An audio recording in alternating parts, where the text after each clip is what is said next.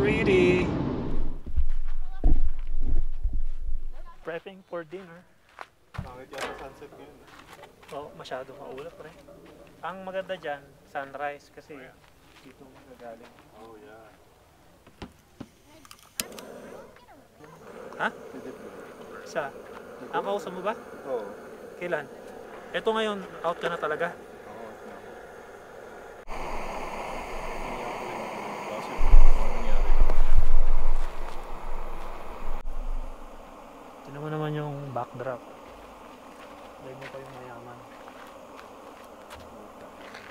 Ay, mali pala yung ano ko. Dapat pala dito.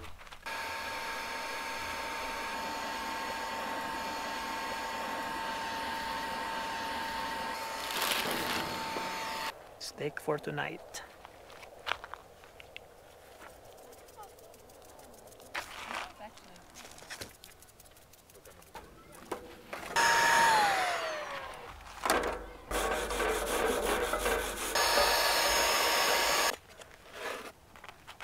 Baka mapayot.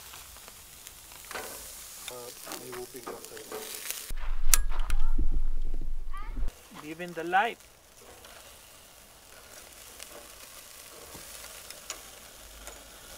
Baka umabot sa kilay. Yung kilay.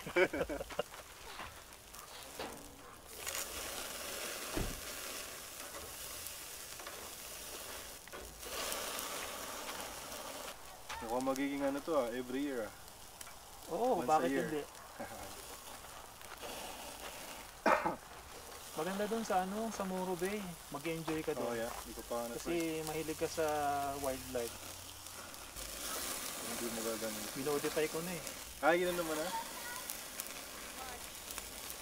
Magagamit naman. Yeah. Parang mas maganda doon. Saan? Doon sa tinuro mo. Doon sa may ano, lake.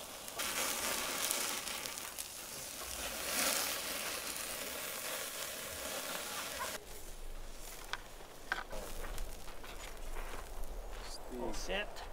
finished product. Sure.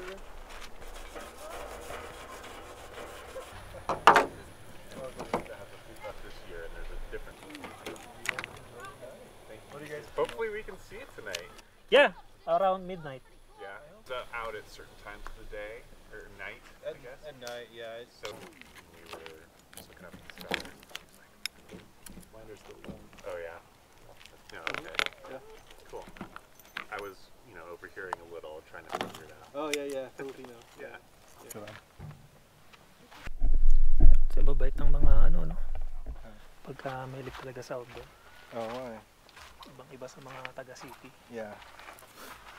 Kala ko makikihingi lang ng pagkain. Ako din.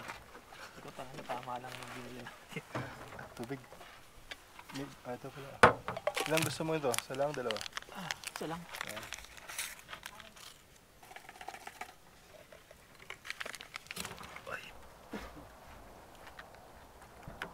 Ay, sarap. Ina, shit.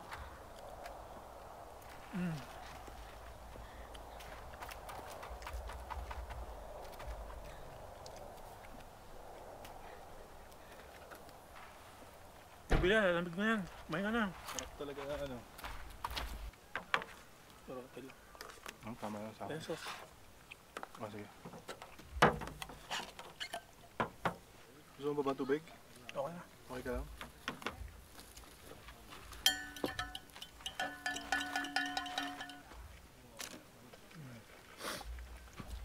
Kala ko Sarap. Hinga ako nito. A1 pala to eh. Kaya mo na yan, pag lumamag yan, di na. Masarap yung ganitong camping. May lake talaga. Para madala mo yung ano. Kasi may libog fishing sila ano eh, Jackie. Sino nagluluto sa inyo? Si Jackie. Minsan yung tatay niya. Natuto ako magluto pero siyempre hindi kasing sarap ng yan. Oo, totoo. So ngayon, puro sila Jackie na. Nakalimutan ko na magluto. May maganda naman din yun. Yun ang pagkakaiba sa hospice sa amin. Ang laki ng ano ko, ng area ko nun. Minsan, alam mo yung Auckland? Punta pa ako dun. Ulayo na sa inyo ah. Oo. Actually, hindi. Mas malapad sila sa Tahoe eh. So, may lake dun. Photos that you will be seeing are raw files straight from the camera, no adjustments. Edited photos are towards the end in the slideshow.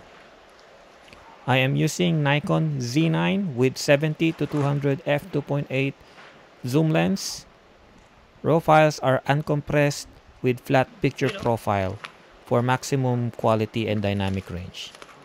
If you are serious in learning photography, I would highly suggest to learn how to shoot RAW, edit your pictures using the third-party software such as Lightroom, Photoshop, and other editing softwares. In the editing software, you can manipulate the highlights, shadows, colors, and apply vibrance and saturation to your color. You can also manipulate the colors in each color band.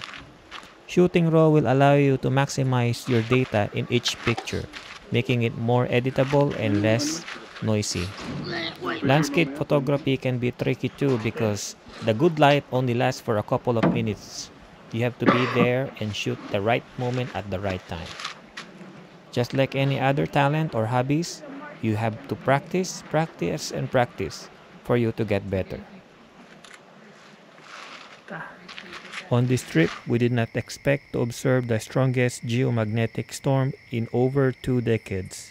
It was rated G5, the highest rating in geomagnetic storm. Normally, auroras are visible to the countries close to the North Pole, such as Canada, Finland, but the solar storm are so strong it can be visible up to mid-latitude, such as here in California, which is extremely rare to be observed. Good morning, folks. Today is day 2 and we are currently here at Levining next to Mono Lake. It's 8 o'clock in the morning. We finished taking pictures at around 5, so we started 11 until 5 in the morning, and